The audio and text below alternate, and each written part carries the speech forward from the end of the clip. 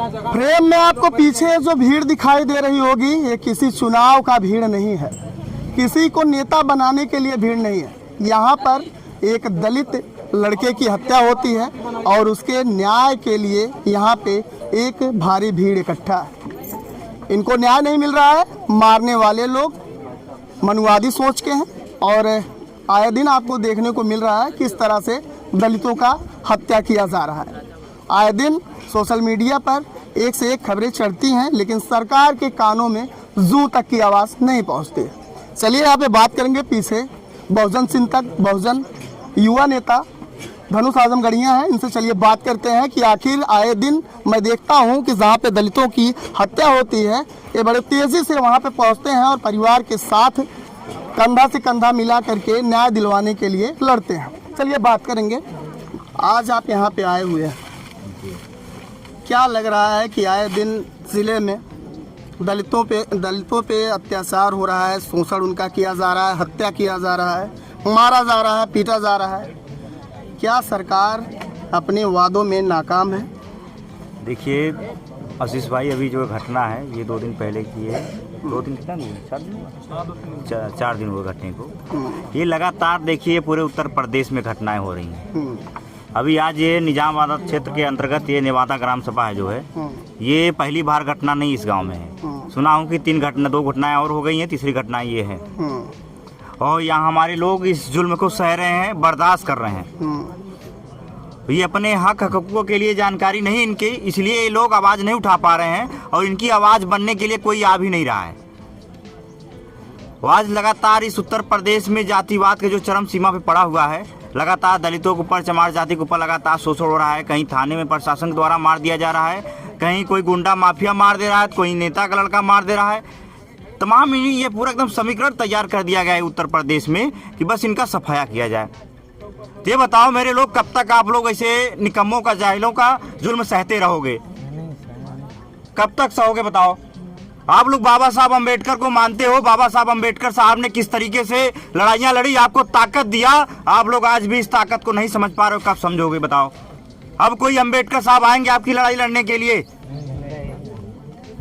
पूछ रहा हूं मैं आप लोगों से, अब कोई अम्बेडकर साहब आएंगे आपकी आवाज उठाने के लिए? नहीं आएंगे। आपको खुद उस ताकत का हिस्सा बनना पड़ेगा मेरे लोगों, इस बात को आप समझिए। कहीं भी आजमगढ़ में, कहीं भी जौनपुर में घटना होती है किसी भाई के साथ, किसी भी हमारी बहनों के साथ, हम लोग तुरंत वहां पहुंचने का काम करते हैं, ताकि ये समाज हमारा है, हमारा परिवार है। हम लोग इसकी आवाज नहीं उठाएंगे तो कौन उठाएगा बताओ? हम लोग इसका बल नहीं बनेंगे तो कौन बनेगा? आज तो यही जाति को टारगेट करके मारा जा रहा है। आज यहाँ ये जो घटना हुई है अजय कुमार की, यहाँ बल्लू, क्या नाम उसका, बबलू बुल्ला यादव करिया यादव द्वारा यह हत्या हुई है, लेकिन अभी तक कोई यहाँ कोई एक विधायक नहीं पहुँचा होगा। पहुँचा कोई संसद पहुँचा यहाँ पे? नहीं पहुँचा ना। तो आप लोग इस बात को समझिए। चुनाव होता तो सब लोग आते हैं। अभी ये चुनावी दौर होता तो नेता आपके पास पहुंचते, आपके वोट की ताकत आपके पास है तो आपकी इज्जत करते हैं। आप इस बात को अंदाजा लगाइए। जैसे यादव समाज द्वारा, जो यादव समाज के मुखिया इस समय पूरे उत्तर प्रदेश के पूर्व मुख्यमंत्री अखिलेश यादव पीडीए का नारा लगा करके लोगों के बीच जा करके राजनीतिक वोट बैंक का काम बनाते हैं वोट लेने के लिए। क्या वो सिर्फ वोट लेने के लिए ही सिस्टम था, या फिर यहाँ पे उनके नेताओं को यहाँ आना चाहिए? देखिए हमारी लड़ाई आशीष भाई, हमारी लड़ाई वैचारिक लड़ाई, विचारधारा की लड़ाई है, जातिवाद की लड़ाई नहीं है। लेकिन अब जिस तरीके से माननीय अखिलेश यादव जी जो पीडीए का नारा, अल्पसंख्यक दलित पिछड़ा का नारा लेके संविधान को बचाने का प्रयास कर रहे थे, तो आज यही देखा जा रहा है उत्तर प्रदेश में। अभी यही घटना हुई थी मथुरा में, कर्नल में, आपको मालूम होगा कि 2 बहनों की दलित बारात की वापिस करा दी गई थी उसी समाज के द्वारा। अभी यही घटना हुई पुलसराय में, आपको मालूम, आप गए होंगे वहाँ मानवर कांसी राम साहब की जयंती थी 15 मार्च को। जबरदस्ती गांव में घुसकर लोगों ने मारा, पीटा, उस परिवार को प्रताड़ित किया। हम लोग वहां पहुंचे थे। ये घटना लगातार चल रही है। तो मैं उत्तर प्रदेश के मुख्यमंत्री जी से कहूंगा, जो पूर्व मुख्यमंत्री थे अखिलेश यादव जी, आप इस बात को समझिए, गौर करिए, बारीकी समझिए। आप इस समाज का वोट ले रहे हैं, इस समाज की ताकत बनने की जरूरत है। आप लोग इस समाज का वोट लेकर इस समाज का दमन कर रहे हैं। आप समाज के लोग, आप इस पे कोई सवाल नहीं उठा रहे हैं, आप इसका कोई जवाब नहीं दे रहे हैं। क्या मैं इस समाज के लोग क्या समझे आपको? आप दलित हितैषी हैं। देखिए, दलित हितैषी बनने के लिए आपको उसके जैसा बनना पड़ेगा। वोट लेने से आप दलित हितैषी नहीं बन जाएंगे। आज ये घटनाएं हुई, अभी तक कोई नेता नहीं पहुंचा। ये बहुत सोचने और समझने और शर्मिंदगी की बात है कि जो पीडीए के नारा दे रहे थे अभी तक कोई व्यक्ति यहाँ नहीं पहुंचा। इसका मतलब आप लोग जाति का शरण दे रहे हैं क्या? मुझे तो लग रहा है आप लोग जाति का पोषरी का काम कर रहे हैं, जातिवाद को बढ़ावा दे रहे हैं। देखिए, आरोप अपराधी की कोई जाति और धर्म नहीं होता है मेरे लोगों, इस बात को आप लोग समझिए। यह वीडियो उत्तर प्रदेश के पूर्व मुख्यमंत्री अखिलेश यादव तक जाना चाहिए कि उनको भी पता चले कि जात शोषण करने वाले की कोई जाति और धर्म नहीं होता है। आप इस बात को समझिए, अपने समाज के लोगों को समझाने का काम करें। क्या आप लोगों ने दलितों के ऊपर टारगेट कर लिया है क्या कि चमार जाति के ऊपर लगातार शोषण करेंगे? अरे हम लोग उद्धम सिंह के वंशज के लोग हैं, हम लोग डरने वाले कौन से नहीं है। लेकिन जिस दिन हम लोग अपनी ताकत को जान गए तो उनका इलाज हम लोग करना बहुत अच्छे तरीके से जानते हैं, इस बात को याद रखिए। आखिर क्या कारण है कि आए दिन अत्याचार होता है, दलितों पर हत्याएं हो रही हैं, लेकिन उनको जब प्रशासन के पास वो अपने एप्लीकेशन को लेके जाते हैं तो उचित न्याय नहीं होता है? क्या कारण है? देखिए, आज इसका सत्ता मौजूद, उसका धर्म मजबूत है, उसकी राजनीतिक कानून व्यवस्था मजबूत है। देखिए, आज जो जिस तरीके से उत्तर प्रदेश में टारगेट करके यहाँ शोषण होता है, मामलाएं होते हैं, घटनाएं होती हैं, लेकिन प्रशासन द्वारा कोई कार्रवाई नहीं होती। तो ये चीज़ देखिए, राजनीतिक सत्ता के दबाव में चीज़ें की जा रही हैं। आज राजनीतिक सत्ता इनके पास होती, इस समाज के पास होती तो इनकी किसी की मजाल नहीं होती, इनके साथ कोई दमन कर पाता, इनके साथ कोई शोषण कर पाता। लेकिन मैं इस समाज में वो ताकत इकट्ठा करना चाह रहा हूँ कि आने वाले समय में आज एक अजय, एक सनी जो इस आजमगढ़ जिले से गया है, दोबारा कोई सनी अजय ना जा पाए इस आजमगढ़ जिले से, क्योंकि आज हमें दौर अपने लोगों को तैयार करने का है। आज हम लोग तैयार कर दिए, दोबारा ऐसी घटनाएं नहीं होंगी। लेकिन आप जब इस जुल्म को सहते चले जाओगे तो ऐसी तमाम घटनाएं मेरे नौजवान, मेरे अम्बेडकरवादी साथी चले जाएंगे।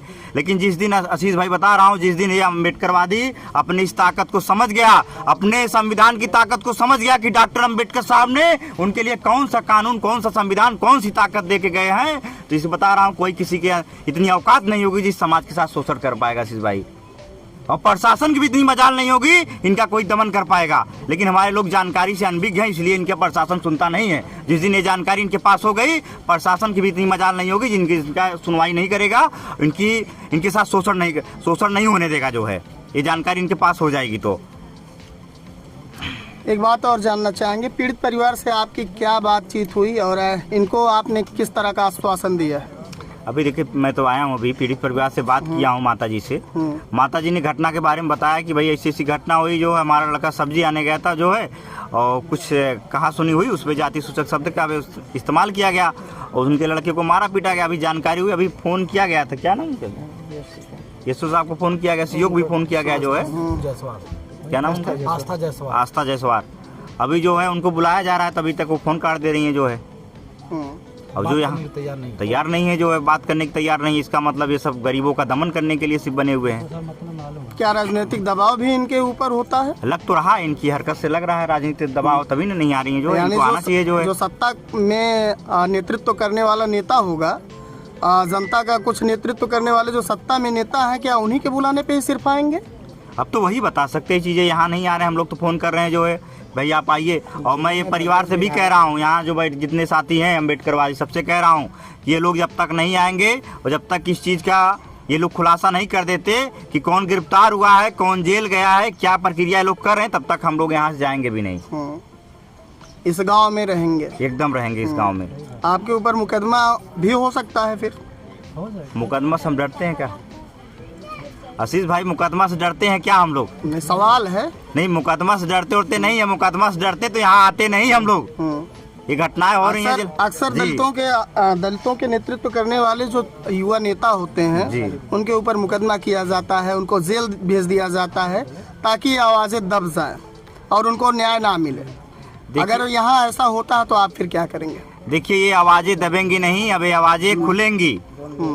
ये अम्बेडकरवादियों की आवाजें अब दबने वाली नहीं है। वो कौम गया, हम डरने वाले कौम से नहीं हैं, हम लोग लड़ने वाले कौम से हैं। रह गए हुए हमारे मान सम्मान की बात आई, मुकदमा क्या, हम गला कटवाने के लिए भी तैयार हैं। खबरों में अब तक के लिए बस इतना ही। फिर मिलते हैं एक ऐसे ही बड़ी खबर के साथ। अब तक के लिए नमस्कार और देखते रहिए TB24 न्यूज लाइव। अगर आपको वीडियो पसंद आया हो तो लाइक करें व शेयर करें। ऐसे लेटेस्ट अपडेट पाने के लिए बेल आइकन प्रेस करना ना भूलें। अगर आप हमें फेसबुक या फिर इंस्टा के माध्यम से देख रहे हैं तो हमारे पेज को फॉलो जरूर करें। धन्यवाद।